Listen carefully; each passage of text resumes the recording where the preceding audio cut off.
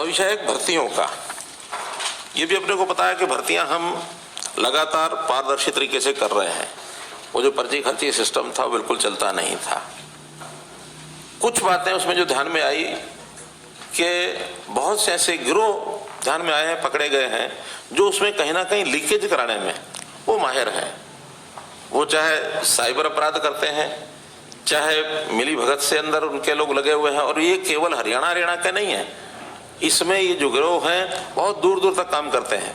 यानी इनकी जड़ें जम्मू कश्मीर में मिली, इनकी जड़ें हैदराबाद में भी मिली, इनकी जड़ें गुजरात में भी मिली, इनकी जड़ें यूपी में भी मिली।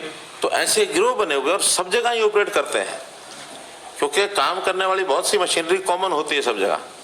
पेपर सेटर कॉमन होते हैं, कहाँ से प्रिंट होना वो सब लगभग कॉमन होते हैं। तो कहीं ना कहीं इनके सारे रूट्स बने हुए थे।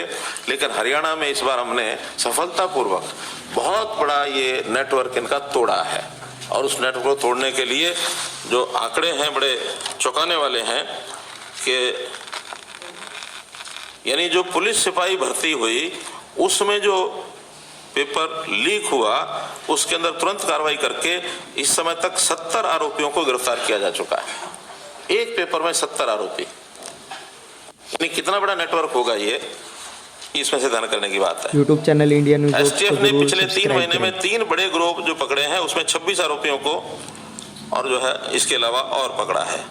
ग्राम सचिव की जो परीक्षा हुई उसमें भी 7 मुकदमे दर्ज किए गए, 64 आरोपी इसमें पकड़े गए हैं। अब इसमें मेरा कहने का मतलब ये है कि ये चीजें ऐसा नहीं कि अब खड़ी हुई हैं, ये बहुत पहले से बहुत जगह पर ये चल रही होती हैं। जिसका दाव जैसा लगा वैसे करने लग गए, लेकिन हमने उनके सब के नेटवर्क काट दिए हैं, तोड़ दिए हैं। और मैं अब दावे से कह सकता हूं कि अगली कोई परीक्षा होगी उसमें किसी प्रकार का कोई लूप होल नहीं मिलेगा। इंपर्सोनेशन बहुत बड़ी मात्रा में होती रही है। नाम किसी का, परीक्षा कोई देके जा रहा है, परीक्षा देने कोई आ रहा है और पुलिस में उसके जो फिजिकल पैरामीटर का लिए कोई और आ रहा है। तो उनके सबके, हालांकि एक केस हमारे पास जेबीटी टीचर्स का भी आया था जो पिछली सरकार के समय था, जिसके निशान जो है थंब इंप्रेशन में मिलाए थे, हस्ताक्षर में लाए थे और उसमें सैकड़ों लोग उसके अंदर पकड़े भी गए थे।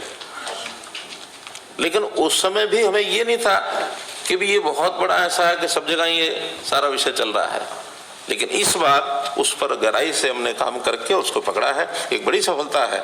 इसमें कोई कितना ही कहता रहे, लेकिन इस एक बीमारी को जड़ से दूर करने